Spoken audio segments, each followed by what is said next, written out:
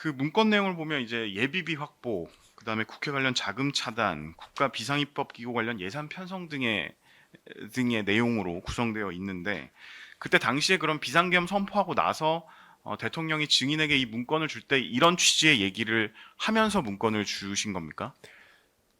그랬다면 제가 기억을 할 텐데요.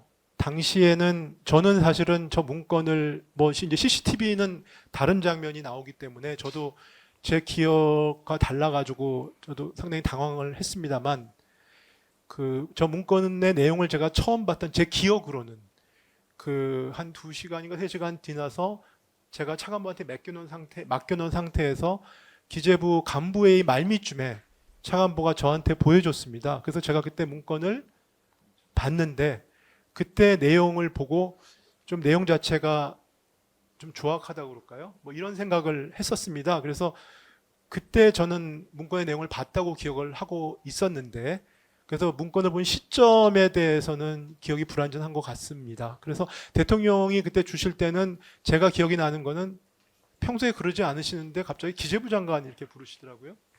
저만 이렇게 부르셔서 이렇게 쳐다봤던 기억이 나고 그 다음에 뭐 종이를 주셨고 그 다음에 별 말씀은 그 문건에 대한 얘기는 없었던 걸로 전 기억을 하고요. 그래서 뭐 참고하라는 취지로 저한테 그냥 주셨다고 저는 그렇게 기억을 하고 있습니다. 저 기존의 문건 관련해서 증인이 여러 가지 설명하신 적 있으시죠? 네네. 네, 그 내용과 지금 말씀하시는 게 다른 부분이 있는 것도 알고 계시죠? 네, 알고 있습니다. 기존에는 어떻게 말씀하셨습니까? 그러니까 저는 당시에는 그 기재부 장관이라고 불렀던 거 하고 그 다음에 누군가가 실무자가 대통령께 접근을 해서 문건을 줬다는 장면은 기억이 납니다. 그리고 대통령께 그러니까 실무자가 문건을 가지고 들어온 건 기억이 나고 그 다음에 제가 나중에 보니까 이제 접혀져 있는 상태의 문건이 제가 기억이 나서 그걸 갖다가 차관부한테 전달해 줬고 그 다음에 간부회의 말미에 제가 그 부분을 확인했던 기억이 있어서 그 기억들을 제 나름대로 이렇게 종합을 해가지고 근거해서 답변을 했었습니다. 근데 뭐 결국은 제가 문건을 본 시점이나 이런 부분에 대한 것들이 그 뭐 CCTV가 달라가지고요 확인을 해보니까 그래서 저도 상당히 좀 당황했습니다. 네. 기억이 안 날 수는 있습니다. 안 날 수 있는데 뭔가 객관적인 상황하고 명확하게 다르게 적극적으로 진술하시는 거는 저희가 의심해 볼 수밖에 없습니다. 입장을 바꿔도 그렇지 않겠습니까? 지금 기존에 말씀하신 것 중에 이제 뭐 실무자가 건네줬고 그게 여러 번 뭐 그걸 세로라고 하셨나요? 가로라고 하셨나요? 뭐 3번 접혀 있었다 이렇게 말씀하셨던 거 아닙니까? 그건 뭐 여러 번 물어보시니까 그렇게 답변을 한 것 같고요. 네네. 하여튼 뭐 그렇습니다. 네. 그런 게 이제 기억이 안 나면은 이해할 수 있는데 그렇게 구체적으로 진술을 하시는 게 이상해서 제가 여쭤보는 겁니다. 네, 뭐 당시로서는 국회였고 그 제 기억을 종합해서 최대한 뭐 성실히 답변을 하겠다라는 생각이었던 것 같습니다.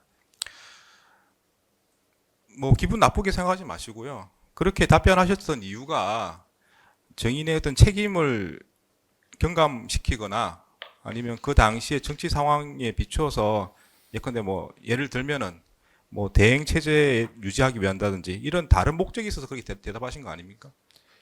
글쎄요, 뭐 제가 계엄에 나름대로 반대를 최선에서 했고요.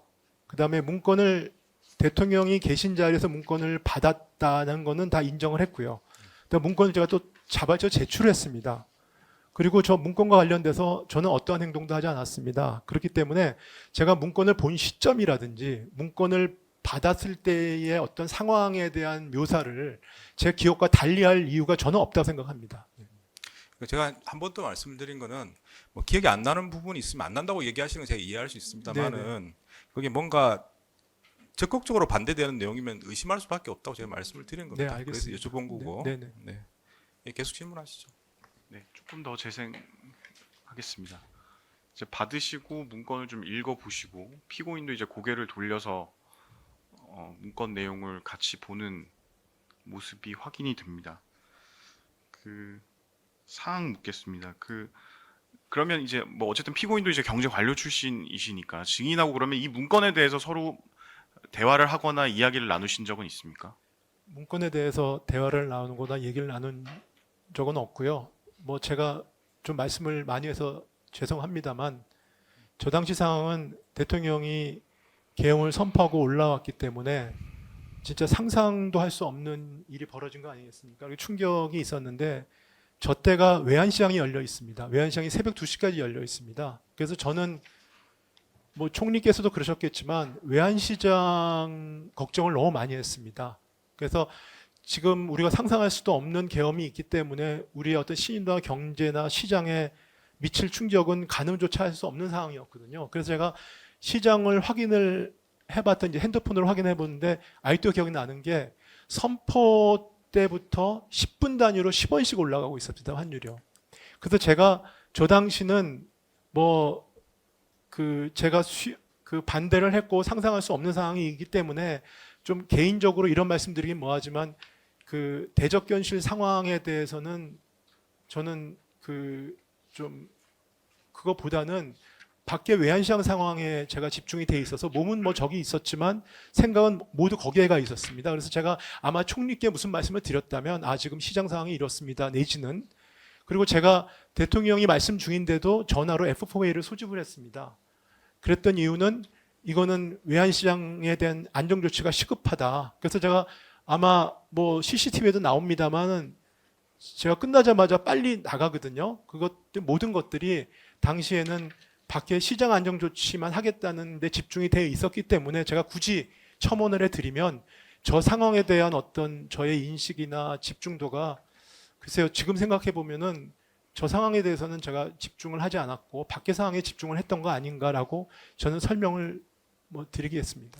그 아까 문건을 그러면 지금 기억은 어떻습니까? 문건을 접견실에서 본 기억은 없습니까? 지금도 그렇습니까? 그러니까 문건을 받은 기억은 나는데요. 문건의 내용을 본 기억은 안 납니다. 그래서 제가 그 부분이 의아해서 저도 이제 아까 재판장님 말씀하신 것처럼 그래서 생각을 해보니까 그 기억이 많이 좀 뭐랄까요 파편화돼 있고 불완전한데 제가 굳이 말씀을 드린 이유가 당시는 저는 외환시장 생각밖에 없었기 때문에 그래서 제가 조금 보는 듯한 모습은 있지만 제가 저 집중을 안 했구나라는 생각을 그런 말씀을 드리는 겁니다. 문건 내용을 지금 확인해 보면 이제 어떻게 보면 되게 충격적인 내용이라고 생각할 수도 충격적인 내용이라고 생각할 수도 있는데 네. 뭐 국회 관련 자금 차단 이런 말도 있고요. 그다음에 비상 입법 기구도 이야기도 있습니다. 그 정의는 뭐 경제 관료이시긴 하지만 법대 나오셨고 법학을 전공하신 거죠? 문치적으로는? 네, 학부는 법대를 나왔습니다. 예. 그러니까 저 내용이 아무 내용을 모르시는 분이 보는 거랑 다를 수도 있을 것 같습니다. 그러니까 제가 말씀을 드린 취지는 이걸 봤을 때 굉장히 법을 안 아시는 분은 굉장히 충격적인 내용으로 이해할 수도 있기 때문에 여쭤보는 겁니다. 그러니까 저는 그러니까 저 내용을 제 기억으로는 저 내용을 인지를 했던 거는 우리 간부의 말밑에 인지를 했기 때문에 그런데 그때 봤을 때는 조악하다는 말씀을 드리는 이유가 예비비나 보조금을 지금 어떻게 확보하거나 차단할 수 있는 게 아니지 않습니까? 그러니까 저거는 좀 이 예산 프로세스를 잘 모르는 사람이 만든 거 아닌가라는 생각을 나중에 이제 했습니다. 그래서 제가 조악하다는 말씀을 드리는 거고요. 지금 보니까 저 내용을 재판장님처럼 말씀하실 수 있지만 당시 대적견실 상황은 적어도 제 입장에서 봤을 때는 그 계엄 상황을 저는 제 개인적으로는 도저히 수용할 수 없는 상황이었고 그러니까 그때 그 대적견실 상황에 대해서는 저는 사실은 집중할 당시엔 필요가 없었습니다. 다만 그때 외환시장이 열려 있었거든요. 외환시장이 열려 있는 상황에서 그리고 미국이나 경우에는 지금 낮이지 않습니까? 유럽은. 그러면은 한국에서 계엄이 있었다는 상황을 하면 한국의 금융시장이나 한국의 신인도나 이런 부분에 어떤 영향을 지금 주고 있을까? 저는 안에 앉아 있지만 그 부분이 저로서는 저도 평생 경제 관료를 했고 이런 상황에서 그 부분이 엄두가 나지 않았습니다. 저는 그 부분이 훨씬 더 당시에 충격적이었고 그 부분이 제가 뭐 당시에는 뭐 사표를 쓰겠다고 나중에 했지만 결론적으로는 제 개인적인 어떤 직이 중요한 게 아니고 제가 공직을 마무리하면서 저한테 주어진 소임이 무엇인가 그러면은 최대한 대통령 하시는 거를 만류를 하다가 안 되니까 안 되면 적어도 시장이나 우리 경제에 있어서 안정적인 조치나 이런 거는 해야 되지 않느냐라는 생각이 있었고요. 근데 그게 우리 경제나 시장에 미치는 영향이 충격이 얼마나 클지 가늠조차 되지 않아서 저는 그 부분이 당시에는 엄청난 충격으로 다가왔다는 말씀을 드리는 겁니다. 네.